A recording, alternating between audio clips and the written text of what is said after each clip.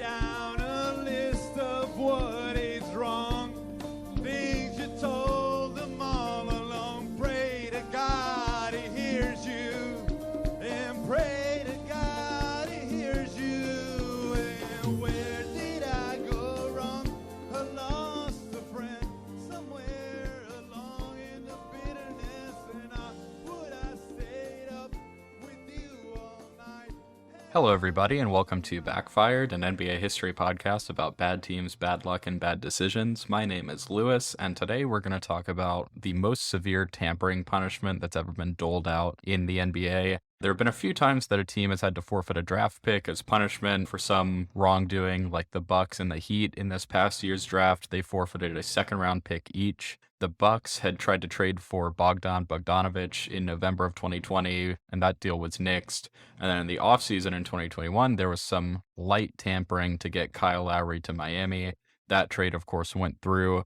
And the news just broke this week that the 76ers will be forfeiting their next 2 years' second-round picks, 2023 and 24, for tampering with PJ Tucker and with Daniel House. Daryl Morey made contact with the two of them before the legal free agent window opened. But in the year 2000, the Minnesota Timberwolves were fined $3.5 million and were initially stripped of 5 consecutive first-round picks for a secret agreement that they had made with Joe Smith, who had signed with Minnesota as a free agent in 1999.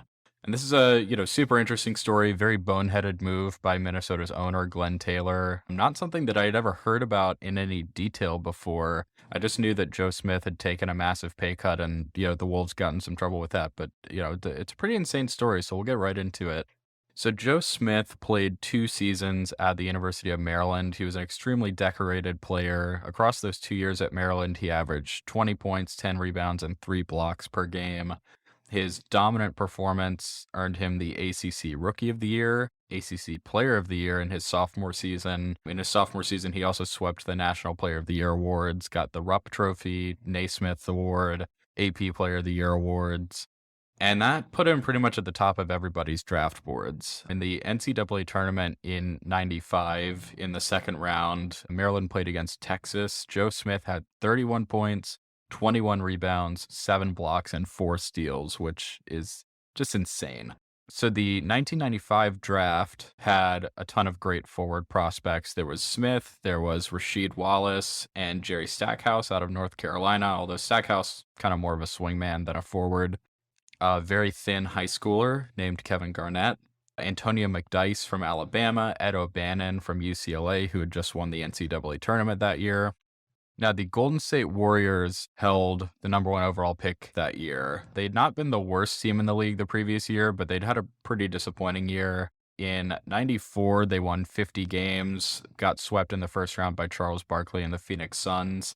But '95 was a different story, so I'm not going to talk too much about this in particular because it's going to be a future episode, but the Warriors had to deal with Chris Webber getting out of his rookie contract after just 1 year. So they signed and traded him to Washington for Tom Gugliotta, who you can hear about in episode 14 of this show. The Warriors started off the 1995 season 7-1, but finished with 26 wins after a bunch of their main players missed time due to injury. So Joe Smith, according to the Modesto Bee, was supposed to, quote, fill the void left by the departure of Chris Webber. So he went number 1 overall to the Golden State Warriors. Not a surprise at all. Almost every mock draft in the newspapers that I saw had him slotted in at number 1. Smith played power forward for the Warriors. They had him starting alongside Ronnie Cycli, and he put up good numbers. The Warriors were never good when he was on the team. Smith's rookie season, they finished 36-46. Second year, 30-52. And then finally, around the trade deadline in Smith's third season, when the Warriors were 9-40 and had recently snapped a 14-game losing streak, they traded him to the 76ers in exchange for Jim Jackson and Clarence Weatherspoon, the latter of whom, as I like to say, was the successor in size and spirit to Charles Barkley in Philadelphia. So why did the Golden State Warriors move on from the former number 1 overall pick, Joe Smith, after just 2.5 years? Well, it wasn't exactly their choice. So you remember how a couple episodes ago I talked about the early days of rookie scale contracts and how those contracts were only 3 years instead of a 2-year base with team options following that? Well, so that meant that rookie scale players were extension eligible after just their second season in the league. And after their third season, if they declined to sign an extension, they could just leave in free agency. So after Smith's second year, the Warriors offered him a contract extension, 4 years, $40 million. Some sources say that it was $80 million, but I'm going to go with the local reporting from the San Francisco Examiner. 4 years, $40 million wouldn't have been the best rookie extension from a player's perspective. For example, Kevin Garnett got 6 years, $126 million. So Smith's was 2 fewer years and less than half the average annual value as Garnett's. Smith's deal, if he had signed it, would have been more akin to Bryant Big Country Reeves's extension, which was about $11 million a year, but still over 6 years. So, it was a vote of confidence for the Warriors to offer him that contract, but not a resounding one. So Smith declines to sign that extension, and he makes it known to the Warriors that he's going to leave in free agency. He wants to be back on the East Coast where he's from. He wants to win games, which they weren't going to do in Oakland. So the Warriors decided to get something, anything, in return for him, which did not go according to plan because Jim Jackson and Clarence Weatherspoon both left in free agency that offseason. Now, once Smith arrived in Philadelphia, there was a massive drop in his production. He played fewer minutes. He came off the bench. It was just really obvious that it was a lame duck period where he was going to pick a team that he actually wanted to play for when free agency opened. But it was going to be a while until free agency opened because of the 1999 lockout, caused in part by the owner's lack of willingness to, continue paying these huge extensions off of rookie scale contracts for relatively unknown commodities.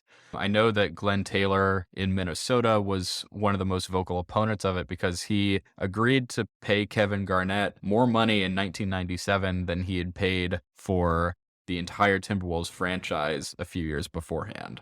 So after the lockout, there was this mad dash to, sign with new teams and get training camp started because the free agent window opened on January 21st of 99, and the NBA season was going to start on February 5th. So Joe Smith, on the second day of free agency, agreed to sign with the Timberwolves, who were looking for a replacement for Tom Gugliotta, who took less money than what Minnesota offered to go down to Phoenix, in part because he absolutely despised the Wolves point guard Stephon Marbury.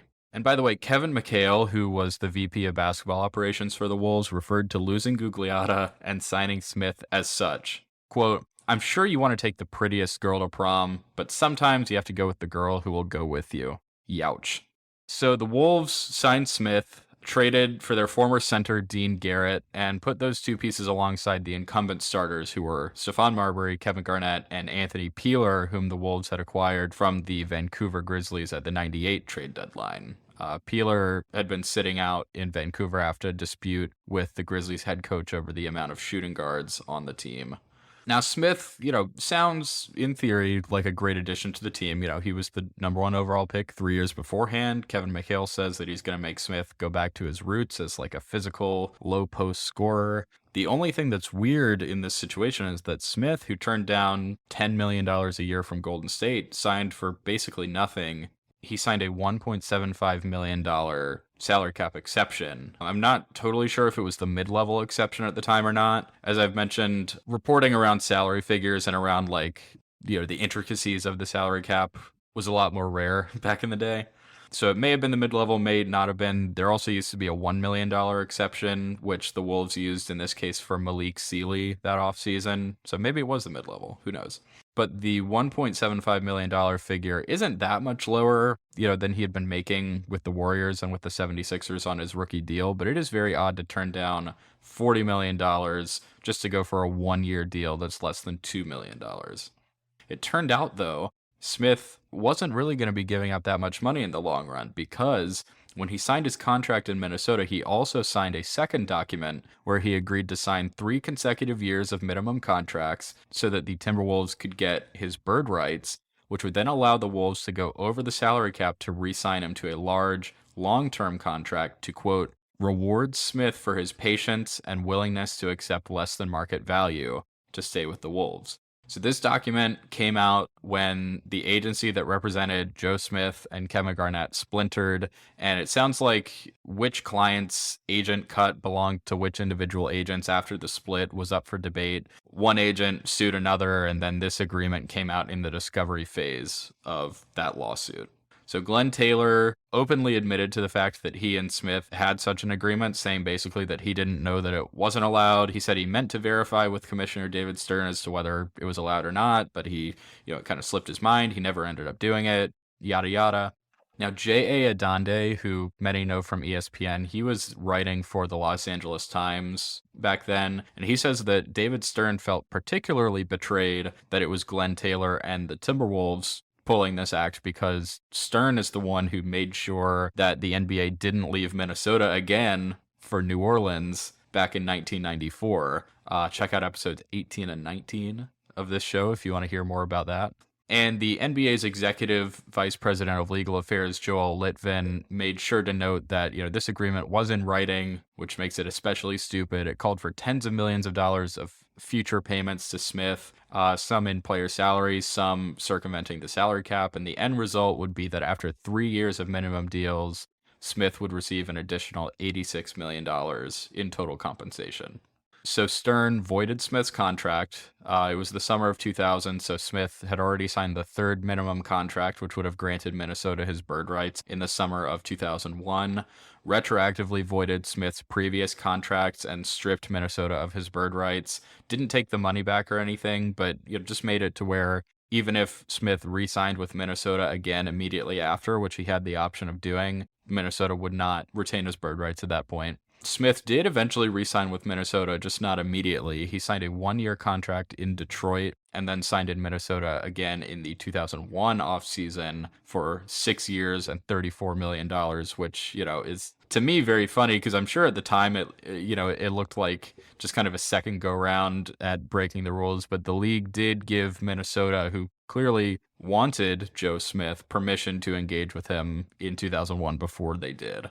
Minnesota, as I mentioned, did not get off lightly with this one, a $3.5 million fine, which at the time was the highest in league history and continued to be the highest up until very recently when Adam Silver fined Robert Sarver $10 million. Initially, the franchise was stripped of 5 consecutive years of first-round picks from 2001 to 2005, but that was later revised to just 3 picks, their 2001, 2002, and 2004 draft picks. Glenn Taylor was suspended as the owner until August of 2001. Kevin McHale, not technically suspended, he was just asked by the league to take an unpaid leave of absence until July of 2001 because he and Glenn Taylor both claimed that Kevin McHale wasn't involved, but still was a bad look. And, the Timberwolves, despite this all, they were able to advance to the Western Conference Finals in 2004. But, certainly having the talent from those draft picks would have helped them a little bit. After that conference finals appearance, they didn't make the playoffs again until 2018, and the draft picks that they would have had, could have turned into the following players. So if I'm counting correctly, they would have had the 19th pick in 2001, which was Zach Randolph. Tony Parker was on the board as well. In 2002, they would have had the 23rd pick, which was Tayshaun Prince. Carlos Boozer was on the board as well. And then in 2004, they would have had the 29th pick, which was nobody special, a guy named David Harrison, but Trevor Ariza was the 43rd pick in that draft. So, there was talent out there at the positions that Minnesota would have been picking.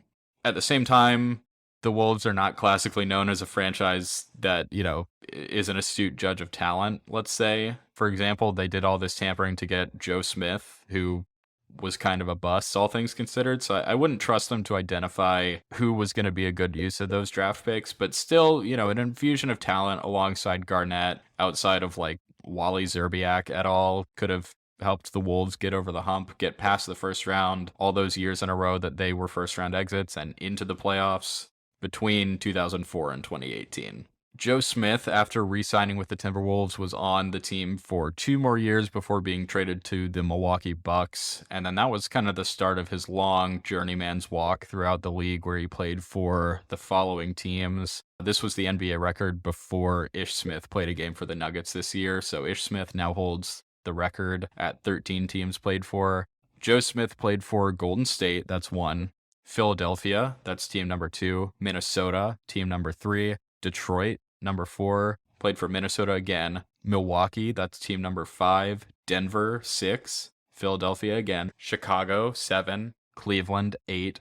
Oklahoma City, 9. Cleveland again. Atlanta, that's 10. the New Jersey Nets, which is 11, and then he ended his career on the Lakers, that is team number 12. And all of this could have been a little different as well because he was actually traded to the New Orleans Hornets by the OKC Thunder in 2009 in exchange for Tyson Chandler. But Chandler failed his physical, as discussed in episode 2 of this show, and then instead Smith was just waived by the Thunder, and that's when he re-signed with Cleveland a second time. So, he's been around. That's for certain. Tied for the second most teams played in NBA history with Chucky Brown, Jim Jackson, and Tony Massenberg. So that is going to be it for me. I'm absolutely swamped at work, so I'm going to make this show bi-weekly for a few episodes until things calm down. I won't go into too much detail, but in the meantime, I've started adapting these podcast episodes to a Substack newsletter. So if anybody would like to read these episodes instead of listening to them, or, if you'd like to read future basketball things that I write that will not go into this podcast, please subscribe to that. I'll put the link in the episode description. But yeah, for the next few episodes, just plan on it being every 2 weeks until I can get my workload under control here, because it is crazy with the fiscal year coming to a close. But yeah, follow the socials at Backfired NBA Pod on Twitter, Instagram, and TikTok. And that is going to be it for me. Thank you very much for listening. And this feels weird to say, but we are going to talk in 2 weeks. All right, have a good one. Baby, are you gonna be the one that saves me? And after all, you're my wonder wall.